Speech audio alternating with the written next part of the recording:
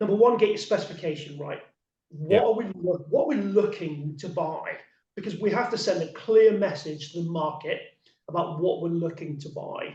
Now, depending on how complex that is, there is often a lot of pre-market engagement. So you will often see formal pre-market engagement, i.e. organisations will issue pre-market engagement that says, if we came to tender with this, how would you respond? A lot of pre-market engagement tends to be a bit more informal, i.e. is there a market there to support what it is I'm trying to buy?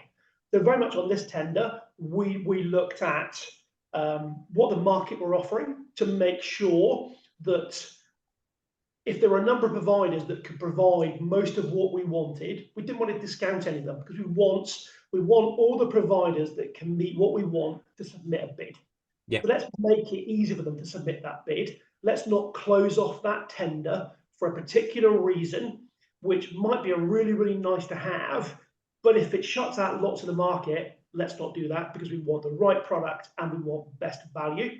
So let's make sure we let's understand what the market can give us. Let's understand how we produce a scope that means that we can tell the market what we want. We can make sure that we're scoring it fairly, so that when we score it, they can look at, number one, how they offer their solution, and two, how they price their solution to meet our requirements.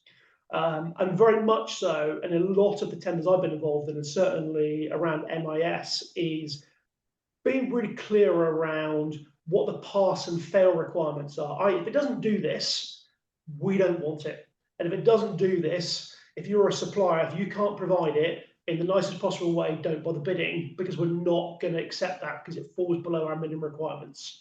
Yep. So very much, what's the minimum requirement? Okay, so we know that that's what we want. If we don't get that, then it's not acceptable.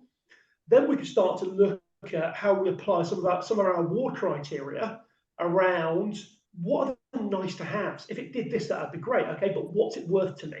And that's when you start to think about how your award criteria fits in with getting the right product at the end of it.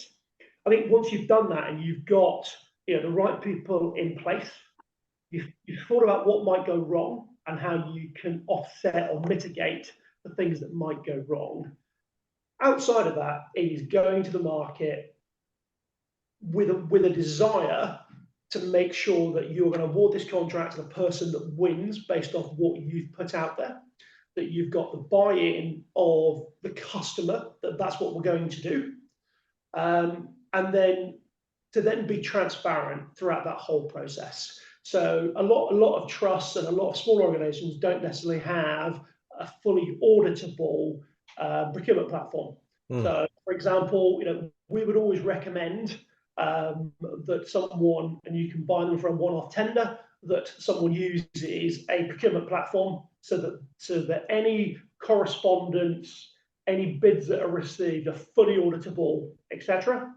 Setting your stall out and then making sure that you score it fairly and give non-successful people fair feedback.